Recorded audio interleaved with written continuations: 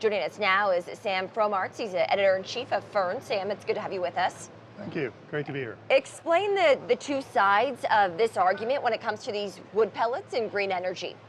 Yeah, so the idea, it goes back a decade.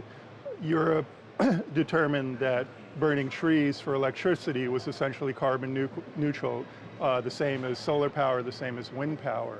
And the idea is that if you burn a tree, as long as you plant it again, the carbon that is emitted will be taken out of the air by the tree that's planted. So what's the current state? Do people still think that? That would seem a little out there for the current day. Yeah, I mean, the industry argues that it is carbon neutral, that they're planting trees for all the trees that they're cutting down, but we're talking about a massively growing industry.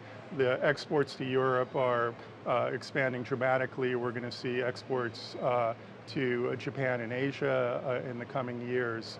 And the real question is, if you're cutting down a tree and burning it, how long does it take for that carbon that you're emitting in the air to be sucked back down into the soil by a new tree? Because obviously you can burn a tree immediately, but it takes 30 years for a tree to regrow. Right. So take us through exactly how this works from the science angle here. I mean, I'm not a scientist, Right. but it just sounds a little bonkers to me that burning a tree is negated if you plant a tree in its place. Yeah, well, I think what people don't recognize is that all of agriculture, trees, peat bogs, any natural forest draws carbon out of the air, and it's one of the great things that helps mitigate climate change, and that's why we want trees. At the same time, we're looking for ways to replace, for example, coal for electricity, other fossil fuels that create all these greenhouse gases. And so the idea was that as long as you can plant a tree, it'll draw more carbon out of the atmosphere. So you take one tree, burn it, it puts this carbon up into the atmosphere, creates all these greenhouse gases, but this other tree will suck it out of the air, and then you'll get carbon parity.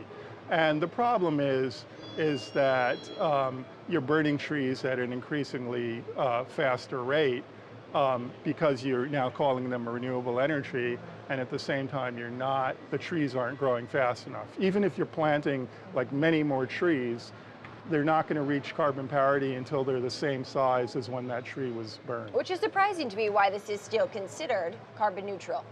Yeah, well, you have 800 scientists that recently wrote a letter to the European Union questioning the whole methodology.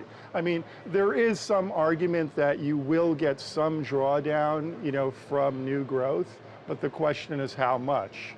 And then trying to calculate that is always tricky. But I think on a one-to-one basis, it obviously takes much longer to grow a tree than to burn it. Let's talk about the current state of the Trump administration. Obviously rejecting the notion of climate change, pulling out of the Paris Climate Accord, and then just over the weekend in Japan, to our military, they're talking about using steel to launch their aircraft from their base versus these new electromagnetic systems. Obviously a play to his own base.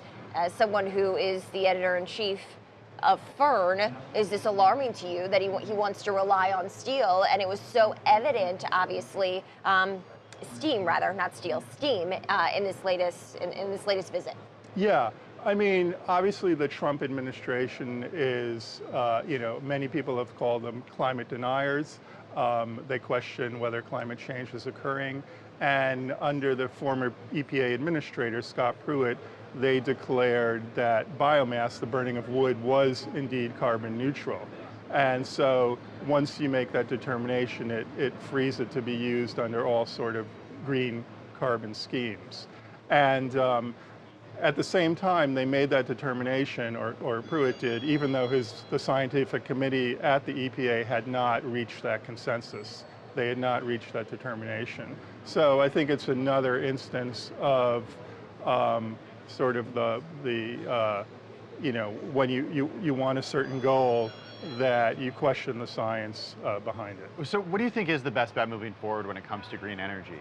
Well, I where should think resources be be being put into? Yeah, I mean, I think the big question is, you know, how are we going to get more renewables if we're going to deal with global warming? I mean, you know, there's pretty scary scenarios out there if global warming moves above 2 degrees.